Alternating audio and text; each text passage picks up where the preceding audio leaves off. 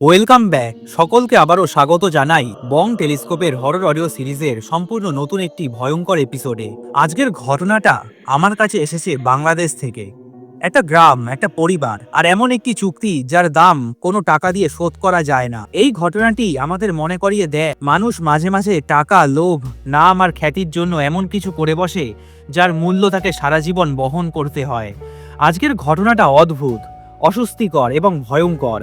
তবে আজকের ঘটনাটি শুরু করার আগে আমি আপনাদের জানিয়ে দিই, যদি আপনাদের জীবনেও কখনো কোনো ভৌতিক ঘটনা ঘটে থাকে অথবা আপনাদের বন্ধু বান্ধব, আত্মীয়, পরিবার, পরিজন কারোর কাছ থেকে কখনো কোনো ভয়ঙ্কর অভিজ্ঞতা বা কোনো ঘটনা শুনে থাকেন, তাহলে সেটি আমার সাথে শেয়ার করুন। এই ভিডিওর ডেসক্রিপশন বক্সে আমি আমার ইমেল অ্যাড্রেস, ফেসবুক এবং ইনস্টাগ্রাম আইডি প্রোভাইড করে দিয়েছি। ওখানে গিয়ে আপনি আপনাদের ঘটনা আমাকে লিখে পাঠান। হয়তো পরের এপিসোডে আমি আপনাদের পাঠানো ঘটনাই শেয়ার করব। শুরু হচ্ছে আজকের ভয়ঙ্কর এপিসোড। 2016 সাল, রমজানের পরের সপ্তাহ। চাপাই নবাবগঞ্জের গোমস্তাপুর ইমামপুর গ্রাম। ইমামপুর গ্রামটা দিনের বেলা খুবই সাধারণ, ধান ক্ষেত, কাঁচা রাস্তা আর নদীর হাওয়া। কিন্তু সূর্য ডুবে গেলে গ্রামের লোকেরা একটা নিয়ম মেনে চলে। নদীর দিক থেকে কেউ নাম ধরে ডাকলে উত্তর দিস না, কারণ ইমামপুরের নদীর পাড়েই একটা বাড়ি আছে। নাম ছিল মল্লিক বাড়ি। পুরনো একটা ভাঙাচোরা জমিদার বাড়ি। ভারী অদ্ভুত। দিনের বেলা স্বাভাবিক থাকলেও রাতের বেলা ভেতরে দেখা যেত টিমটিম আলো। লোকেরা বলে ওই বাড়িতে জিন থাকে। ফারহান মাল্লিক, বয়স তখন 29, পেশায় একটা ছোট্ট মুদিখানার দোকানি করে। ঋণে ডুবে থাকা সংসার, সুদের টাকা আর শুধু অপমান। তার স্ত্রী সাবিনা বেগম। সাবিনার বিয়ে হয়েছে মাত্র 1 বছর। চুপচাপ, ধার্মিক এবং সহজ মনের একটি মেয়ে। সাবিনা একটা কথাই বলতো, হ্যাঁ গো, যা আমাদের আছে তাই নিয়েই আল্লাহই ভরসা। কিন্তু ফারহান আর অপেক্ষা করতে পারছিল না। রমজানের পরের এক মঙ্গলবার সন্ধ্যার নামাজের পর ফারহান হঠাৎ বলে, আজ রাতে আমি একটু বেরোবো, রাতের বেলা দরজাটা খোলা রাখবা। সাবিনা অবাক হয়ে যায়, কিন্তু স্বামীর চোখের দিকে তাকিয়ে আর কোনো প্রশ্ন করে না। ফারহান রাতের বেলা হঠাৎই বেরিয়ে পড়ে।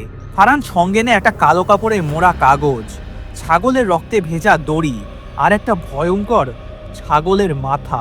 রাত তখন 11:35। গ্রামের দুজন জেলে পরে বলেছিল নদীর ঘাটে তারা দেখেছিল ফারহান একা দাঁড়িয়ে আছে। সে নদীর দিকে মুখ করে 3বার মাটিতে আঘাত করে বলে, আমি রাজি আছি, শর্ত মানব, আমি তোর দরজা খুলে দিচ্ছি, তুই আমার তফা কবুল কর। ভাষাটা না আরবি, না বাংলা, না উর্দু। ঠিক তখনই নদীর পানিটা উল্টো দিকে ঢেউ দেয়। একজন জেলে পরে বলেছিল, নদীর মাঝখানে চাঁদের আলোতে আমরা দেখতে পারি কোনো নৌকা ছাড়াই একটা অদ্ভুত ছায়া দাঁড়িয়েছিল। ছায়াটার পা পানিতে ডোবেনি, কণ্ঠটা ছিল ভারী, একসাথে যেন অনেক মানুষের মতো। ওটা বলছিল, 3 রাত, 2 শর্ত তুই পাবি, আর তৃতীয়টা আমি নেব। এইসব দেখার পর আমরা ভয় পাই আর ওখানেই নৌকোতে অজ্ঞান হয়ে যাই। সকালে জ্ঞান ফেরে। অন্যদিকে আবার সেই সময় সাবিনার ঘরের ভেতরে হঠাৎই নিঃশ্বাস নিতে কষ্ট হয়। কানে গুঞ্জন ভেসে আসে। ঘরের বাতিটা নিজে নিজেই নিভে যায়। তারপর একটা স্পষ্ট শব্দ শুনতে পারে, একটা ফিসফিস শব্দ। দরজাটা খোলা আছে। কিন্তু দরজার সামনে কেউই নেই, কাউকেই সে দেখতে পারে না। ফারহান ভোর 4টের দিকে বাড়ি ফেরে। তার শরীরটা অস্বাভাবিক ঠান্ডা, চোখটা লাল আর গলায় কালচে দাগ। সাবিনা জিজ্ঞাসা করলে সে শুধু বলে, আজকে সব ঠিক হয়ে গেছে, আমাদের আর অভাব থাকবে না। কিন্তু সে বলেনি সেটি কিসের বিনিময়। এই রাতের পর থেকে ফারহানের দোকান চলতে শুরু করে। টাকা আসে, ঋণ শোধ হয়, কিন্তু সাবিনা প্রতি রাতে অদ্ভুত কিছু ফিসফিস শব্দ শুনতে পারে। শেষ শর্ত, আর আর কটা দিন বাকি? পরের দিন সকালে গ্রামের লোকজন অবাক। ফারহানের দোকানে নতুন মাল, নগদ টাকা। লোকেরা বলে, হঠাৎই এত উন্নতি কিভাবে? ফারহান শুধু হালকা হেসে বলে, আল্লাহ সহায় আছে। কিন্তু সাবিনা লক্ষ্য করে এই হাসির মধ্যে কিছুই নেই, না আনন্দ, না শান্তি। সেদিন দুপুরবেলা ফারহানের দোকানের মালের ঘর পরিষ্কার করতে গিয়ে সাবিনা যা দেখে তাতে তার হাত পা কেঁপে ওঠে। ঘরের একটা কোণে কালো মোমবাতি, মেঝেতে ছাই দিয়ে আঁকা গোল দাগ, আর দেওয়ালে অচেনা লেখা, না আরবি না ফার্সি, ভাঙা চিহ্ন। আর সবথেকে ভয়ঙ্কর, চৌকির নিচে সাবিনা খুঁজে পায় একটা লোহার তালা আর একটা ভয়ঙ্কর দড়ি যেটি রক্তে ভেজা, আর একটা কালো কাপড়ে মোড়া কাগজ। ভেতরে লেখা ছিল 3 রাত। প্রথম রাতে দরজা খোলা, দ্বিতীয় রাতে ওর খিদে মেটানো, আর তৃতীয় রাতে যা আমার তা দেবে। নিচে একটা নাম লেখা, ভয়ঙ্কর কালি দিয়ে ঘষা ঘষা অক্ষর, সাবি। নামটা সম্পূর্ণ নয়। সাবিনার এসব দেখে বুকটা ধক করে ওঠে। সাবিনা ভয়ে বেরিয়ে যায়। রাত নামতেই ফারহান হঠাৎই বদলে যেতে থাকে। নামাজ পড়ে না, আয়নার সামনে দাঁড়িয়ে কি যেন ফিসফিস করে, মাঝে মাঝে নিজের নামটাও ভুলে যায়। ঠিক সেদিন রাত 1:12 হঠাৎই ফারহান বলে, আজকে দরজাটা খুলে রাখবি। সাবিনা ভয়ে জিজ্ঞাসা করে, কিন্তু কিন্তু কার জন্য খোলা রাখবো? ফারহান তাকায়, চোখে এক ফোঁটা অনুভূতি নেই। সাবিনা তাকে জিজ্ঞাসা করে, আজকে আজকে ওই ঘর থেকে আমি অদ্ভুত সব জিনিস পেয়েছি। কি করছো তুমি ফারহান? সত্যি করে বলো, তুমি কি লুকাচ্ছ? আমার তো ওসব দেখে ভয় লাগছে। ফারহান হঠাৎই রেগে যায়। তুই ওই ঘরে ঢুকেছিস কেন? হঠাৎই এসব বলার পরে ঘরটায় গিয়ে তালা মেরে দেয়। আজ রাতের পর থেকে কোনো জায়গায় না বলে যাবি না। যা শুতে যা, রাত অনেক হয়েছে। সাবিনার চোখে জল আসে। সে মনে মনে বুঝতে পারে ফারহান ভুল পথে পা দিয়েছে, ভয়ঙ্কর কিছু একটা করছে। সেদিন রাত বাড়ার সাথে সাথে সাবিনার মাথাটা ঘুরতে থাকে। সে অনুভব করে কেউ তার পেছনে দাঁড়িয়ে, কেউ যেন নিঃশ্বাস নিচ্ছে তার কানের কাছে, কিন্তু কোনো ছায়া নেই। হঠাৎই সে ঘুমের মধ্যে বলে ফেলে, আমি আমি এখানে আসতে চাইনি, তোর স্বামী আমায় ডেকে এনেছে, এটাই চুক্তি। এই কথাটি সাবিনার কণ্ঠে ছিল না। হঠাৎই ঘুম থেকে সাবিনা উঠে বসে। সারা শরীরটা ঘামে ভিজে গেছে। সে নিজেই ভয় পেয়ে যায়। সাবিনা আয়নার সামনে গিয়ে দাঁড়ায়। আয়নায় সে একা নয়, তার পেছনে আরেকটা অবয়ব। চোখ নেই, কোনো মুখ নেই, একটা অদ্ভুত ধূসর প্রকৃতির অবয়ব। সাবিনার থেকে প্রায় 6 ফুট লম্বা। অবয়বটি ফিসফিস করে বলে, আজকে তোর পুরো নাম জানা হয়ে গেছে। সাবিনা চিৎকার করতে চেয়েও পারে না, শেষে জ্ঞান হারায়। ভোরের দিকে সবই শান্ত। সাবিনা বিছানায় শুয়ে পড়ে। ফারহান মেঝেতে বসে, মাথাটা নিচু। সাবিনা জিজ্ঞাসা করে, ফারহান, তুমি কি করছো এসব? ফারহান ধীরে ধীরে বলে, কাল রাতে তুমি অজ্ঞান হয়ে গিয়েছিলে। আমি এসে তোমায় বিছানায় শুয়ে দিই। আমি কিছু করছি না, শুধু যা আমার না সেটুকু ছেড়ে দিচ্ছি। এই কথার মানে সাবিনা তখনও বোঝেনি। সাবিনা সকালে উঠেই বোঝে তার শরীর আর নিজের মতো নেই। হাতটা ধুতে গিয়ে তার আঙুলে কালছে দাগ, নখের গোড়ায় লালচে রেখা। আয়নায় নিজের চোখের দিকে তাকিয়ে নিজেকেই ভয় লাগে। সে ফিসফিস করে বলে, আমি এসব ভুল দেখছি। না, এসব হতে পারে না। আমি কোনো দুঃস্বপ্ন দেখছি। এসব হতে পারে না। আমি ঠিক আছি তো? কিন্তু তৎক্ষণাৎ আবার কানের কাছে একটা ফিসফিস শব্দ আসে। আর অল্প সময় বাকি। সাবিনা ভয়ে আয়নার সামনে দিয়ে সরে যায়। ওই দিন দুপুরবেলা ফারহান প্রথমবার ভয় পায়। সে সাবিনার সব কথা শুনে সাবিনাকে বলে, আমি তো ভাবতেও পারিনি ও এভাবে আসবে। আমি তো শুধু সাহায্য চেয়েছিলাম। সাবিনা চিৎকার করে, কার কাছে তুমি সাহায্য চেয়েছো?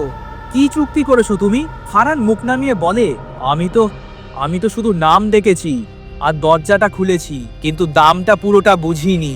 এই কথাটি বলার পর হঠাৎই ফারহানের গলাটা বদলে যায়। তার কণ্ঠটা নিজের ছিল না। সাবিনা কাঁদতে শুরু করে, না ফারহান, আর বেশি দেরি করা যাবে না। আজকেই আমরা যাব করিম চাচার কাছে। আর বেশি দেরি করলে খুবই বিপদ আসতে পারে। গ্রামের এক বৃদ্ধ হুজুর করিম শাহ, সে সাবিনার দিকে তাকিয়ে বলে, বেটি রে, নজর পড়েছে। করিম চাচা মাটিতে তাকিয়ে একটা রেখা টানলেন, তারপর বললেন, সর্বনাশ করেছে, এটা তো জিনের নজর পড়েছে। সাবিনা কাঁপতে কাঁপতে জিজ্ঞাসা করে, আমি তো কিছু করিনি চাচা, কেন আমাকে ধরেছে ও? করিম চাচা চুপ করে থাকে, তারপর বলে, তোর স্বামী নাম খ্যাতি পাওয়ার জন্য জিনের সাথে একটা ভয়ঙ্কর চুক্তি করে ফেলেছে। সাবিনা কাঁদতে কাঁদতে বলে, হায় খোদা, এবার কি হবে? আমাদের কি হবে খোদা? চিন্তা করিস না মা, আজকে বাড়ি যা, আমি দেখছি কি করা যায়। আবার সেদিন রাত নামার আগেই মল্লিক বাড়ির চারপাশে অদ্ভুত সব ঘটনা শুরু হয়। উঠোনে পায়ের ছাপ, কিন্তু কেউই হাঁটেনি। দেওয়ালে ঝুলন্ত হাতের দাগ। রাত সেদিন 12:58। হঠাৎই সাবিনার ঘরের বাতিটি নিভে যায়। ঘরটা পুরোটাই অন্ধকার। আর ঠিক তখনই সাবিনার মুখ দিয়ে বেরোয় একটা ভারী কণ্ঠ, যেন সেই কণ্ঠটি সাবিনার না। তুমি দেরি করে ফেলেছো ফারহান, আজ রাতেই আমার সাবিনা চাই। ফারহান হাঁটু ঘেরে বসে পড়ে। ঘরের এক কোণে হঠাৎই অন্ধকার জমে ঘন কালো আকার নেয়। ওটা মানুষের মতো নয়, কিন্তু ছায়াও না। ওটা একটাই কথা বলে, তুমি যা চেয়েছো তাই পেয়ে গেছো। তুমি খ্যাতি, নাম, টাকা সবকিছুই পেয়ে গেছো। এখন যা আমার, তাই আমাকে দিতে হবে। সাবিনার চোখটা হঠাৎই ধীরে ধীরে কালো হয়ে যায়। ফারহান কাঁদতে কাঁদতে বলে, আমাকে নাও, ওকে ছেড়ে দাও। ওকে ছেড়ে দাও, আল্লাহর নামে ওকে ছেড়ে দাও। হঠাৎই সাবিনার কণ্ঠে জবাব আসে হাসির মতো শব্দ। তুমি দরজা খুলেছো, চুক্তি করেছো, আমি তোমায় সবই দিয়েছি। এখন চুক্তি অনুযায়ী সাবিনার রূপ আমি নেব। এই কথাটি বলার পরেই এক ঝটকায় সাবিনার শরীরটি মাটিতে আছড়ে পড়ে। তৎক্ষণাৎ সাবিনার মাথাটা ফেটে যায়, মুখ দিয়ে গলগল করে রক্ত বেরোয়, আর সাবিনা ওখানেই মারা যায়। ফারহান হাউমাউ করে কাঁদতে থাকে। সাবি, এ আমি কি করলাম? হে আল্লাহ, আমি কি করলাম? সাবি! ভোরের আলো ফুটতে শুরু করে, ঘরে পড়ে থাকে কালো ছাই, পোড়া গন্ধ, আর দেওয়ালে আঁচড়ানোর দাগ, আর মেঝেতে পড়ে থাকে সাবিনা বেগমের নিথর দেহ। তার পাশেই ফারহান পাথরের মতো বসে আছে, কাঁদতে কাঁদতে চোখের জলটা শুকিয়ে যায়। ভয়ঙ্কর জিনের সাথে চুক্তির দাম তাকে এইভাবেই শোধ করতে হয়। টাকা, নাম সবকিছুই থাকলো ফারহানের কাছে, কিন্তু নিজের ভালোবাসার মানুষটা চিরতরে বিদায় নিল। আর এই ছিল আজকের একটি ভয়ঙ্কর ঘটনা, একটা ভুল সিদ্ধান্ত, একটা লোভের মুহূর্ত, আর তার বিনিময়ে হারিয়ে যাওয়া একটা নিরীহ জীবন। এই ঘটনাটি হয়তো এখানেই শেষ, কিন্তু এমন দরজা একবার খুলে গেলে তার ছায়া অনেক দিনই থেকে যায়। আপনাদের কি মনে হয়, ফারহানের আর কি শাস্তি পাওয়া বাকি আছে, নাকি জিন্নাতের চুক্তি এখানেই শেষ? আপনাদের মন্তব্য অবশ্যই কমেন্ট করে জানাবেন। ঘটনাটি ভালো লাগলে একটা লাইক দিন, শেয়ার করুন আপনাদের বন্ধু বান্ধব আত্মীয় পরিজনদের সাথে। আর এমনই আরো ভয়ঙ্কর বাস্তবের কাছাকাছি হরর অডিও স্টোরি পেতে বং টেলিস্কোপ চ্যানেলটিকে সাবস্ক্রাইব করতে ভুলবেন না। খুব শীঘ্রই দেখা হবে নেক্সট এপিসোডে। ততক্ষণ পর্যন্ত ভালো থাকুন এবং সুস্থ থাকুন। তবে যাওয়ার আগে একটা কথাই বলবো, যদি আপনাদের জীবনেও কখনো কোনো ভৌতিক ঘটনা ঘটে থাকে, অথবা আপনাদের পরিবার, বন্ধুবান্ধব, আত্মীয় পরিজন কারোর কাছ থেকে কখনো কোনো ভৌতিক ঘটনা বা কোনো ভয়ঙ্কর অভিজ্ঞতা শুনে থাকেন, তাহলে সেটি আমার সাথে শেয়ার করুন। এই ভিডিও ডেসক্রিপশন বক্সে আমি আমার ইমেল অ্যাড্রেস, ফেসবুক এবং ইনস্টাগ্রাম আইডি প্রোভাইড করে দিয়েছি। ওখানে গিয়ে আপনি আপনাদের ঘটনা আমাকে সুন্দর করে লিখে পাঠান। হয়তো পরের এপিসোডে আমি আপনাদের ঘটনাই শেয়ার করব। খুব শীঘ্রই দেখা হবে নেক্সট একটি এপিসোডে। ভালো থাকবেন এবং সুস্থ থাকবেন।